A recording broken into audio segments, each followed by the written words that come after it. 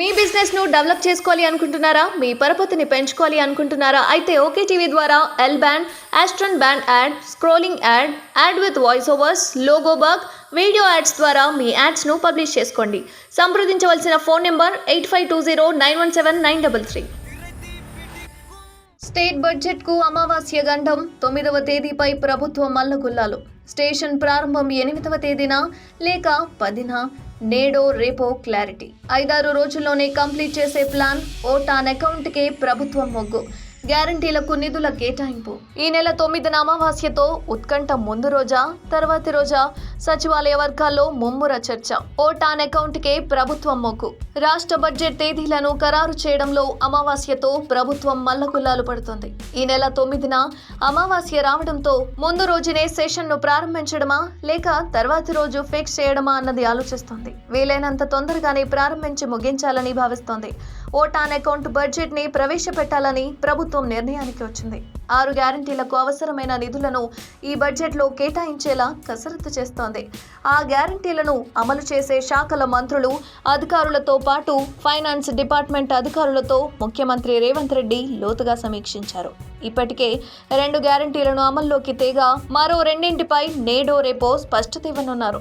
6 గ్యారంటీలతో పాటు ఎన్నికల మేనిఫెస్టోలో ప్రకటించిన పలు హామీలపైన అసెంబ్లీ సమావేశాల సందర్భంగా ముఖ్యమంత్రి క్లారిటీ ఇవ్వనున్నారు. ప్రస్తుతానికి ప్రవేశపెట్టాలనుకున్నది ఓట్ ఆన్ అకౌంట్ అయినప్పటికీ నిధులను మాత్రం పూర్తి స్థాయి బడ్జెట్ లో కేటాయించే తరహాలోనే ఉంటాయని ఫైనాన్స్ డిపార్ట్మెంట్ వర్గాల సమాచారం.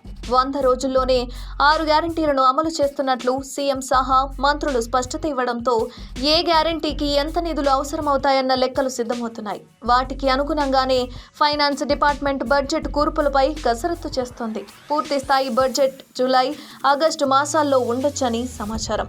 ఓట్ ఆన్ అకౌంట్ బడ్జెట్ సమావేశాలను ఏ రోజు ప్రారంభించినా ఉభయ సభలను ఉద్దేశించి గవర్నర్ మొదటి రోజునే ప్రసంగించనున్నారు. ఆ ప్రసంగం పూర్తి కాగానే ఆ రోజుకు సభ వాయిదా పడుతుంది. ఆ తరువాతి రోజు గవర్నర్ ప్రసంగానికి ధన్యవాదాలు తెలిపే తీర్మానంపై చర్చ జరిగి సభలో ఆమోదం లభించనుంది. ఆ తరువాతి రోజున ఓట్ ఆన్ అకౌంట్ బడ్జెట్ ను ఆర్థిక మంత్రి మల్లు భట్టి విక్రమార్క ప్రవేశపెట్టబోతున్నారు. లోక్సభ ఎన్నికల షెడ్యూలును పరిగణలోకి తీసుకొని అసెంబ్లీ సమావేశాలను 5-6 రోజుల్లోనే ముగించాలని ప్రభుత్వం ప్రాథమికంగా ఒక అంచనాకు వస్తుంది.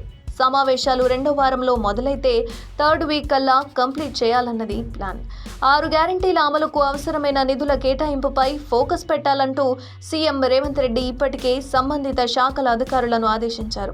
గృహజ్యోతి గ్యారంటీలో భాగమైన 200 యూనిట్ల ఉచిత విద్యుత్, మహాలక్ష్మి గ్యారంటీలోని 500K గ్యాస్ సిలిండర్ పథకాలను వీలైనంత తొందరగా అమలు చేయాలని ప్రభుత్వం భావిస్తోంది. రాష్ట్రంలో 200 యూనిట్ల లోపు విద్యుత్ వినియోగించే గృహాలు సుమారు 90 లక్షల వరకు ఉన్నట్లు అంచనా వేశారు. ఇందుకు నెలకు సుమారు 300 కోట్లు అవసరమవుతుందని ఆఫీసర్లు పేర్కొన్నారు. ఇక 500K వంట గ్యాస్ సిలిండర్ ను పంపిణీ చేసే మహాలక్ష్మి గ్యారంటీకి ప్రతి నెల దాదాపు 80 కోట్లు అవసరమవుతుందని అంచనా. అర్హులైన వారికి free power, gas cylinder scheme ఫలాలను అందించాలని ప్రభుత్వం భావిస్తుంది. ప్రభుత్వ ఉద్యోగులు, అపార్ట్మెంట్ వాసులు, ఆదాయ పన్ను చెల్లింపుదారులు ఈ స్కీమ్ నుంచి మినహాయించే అవకాశం ఉన్నట్లు అధికారుల ప్రాథమిక సమాచారం. 6 గ్యారంటీలకు రానున్న ఆర్థిక సంవత్సరంలోనే నిధులను కేటాయించాల్సి ఉన్నందున వనరుల సమీకరణపై కసరత్తు మొదలైంది. దీనికి తోడు 2 లక్షల రుణమాఫీ, 4,000 పెన్షన్, మహిళలకు నెలకు 2,500, ఇందిరమ్మ ఇళ్లకు కావలసిన నిధులను కేటాయించేందుకు కసరత్తు చేస్తున్నారు. స్టేట్ బడ్జెట్ కు అమావాస్య గండం 9వ తేదీపై ప్రభుత్వం మల్లగుల్లాలు. స్టేషన్ ప్రారంభం 8వ తేదీన లేక 10న, నేడో రేపో క్లారిటీ. 5-6 రోజుల్లోనే కంప్లీట్ చేసే ప్లాన్. ఓట్ ఆన్ అకౌంట్కే ప్రభుత్వం మొగ్గు. గ్యారంటీలకు నిధుల కేటాయింపు. ఈ నెల 9న అమావాస్యతో ఉత్కంఠ. ముందు రోజా తర్వాతి రోజా? సచివాలయ వర్గాల్లో ముమ్ముర చర్చ. ఓట్ ఆన్ అకౌంట్కే ప్రభుత్వం మొగ్గు. రాష్ట్ర బడ్జెట్ తేదీలను ఖరారు చేయడంలో అమావాస్యతో ప్రభుత్వం మల్లగుల్లాలు పడుతుంది. ఈ నెల 9న అమావాస్య రావడంతో ముందు రోజునే సెషన్ను ప్రారంభించడమా లేక తర్వాతి రోజు ఫిక్స్ చేయడమా అన్నది ఆలోచిస్తోంది. వీలైనంత తొందరగానే ప్రారంభించి ముగించాలని భావిస్తోంది. ఓట్ ఆన్ అకౌంట్ బడ్జెట్ ని ప్రవేశపెట్టాలని ప్రభుత్వం నిర్ణయానికి వచ్చింది. 6 గ్యారంటీలకు అవసరమైన నిధులను ఈ బడ్జెట్ లో కేటాయించేలా కసరత్తు చేస్తోంది. ఆ గ్యారంటీలను అమలు చేసే శాఖల మంత్రులు, అధికారులతో పాటు ఫైనాన్స్ డిపార్ట్మెంట్ అధికారులతో ముఖ్యమంత్రి రేవంత్ రెడ్డి లోతుగా సమీక్షించారు. ఇప్పటికే 2 గ్యారంటీలను అమల్లోకి తేగా మరో రెండింటిపై నేడో రేపో స్పష్టత ఇవ్వనున్నారు.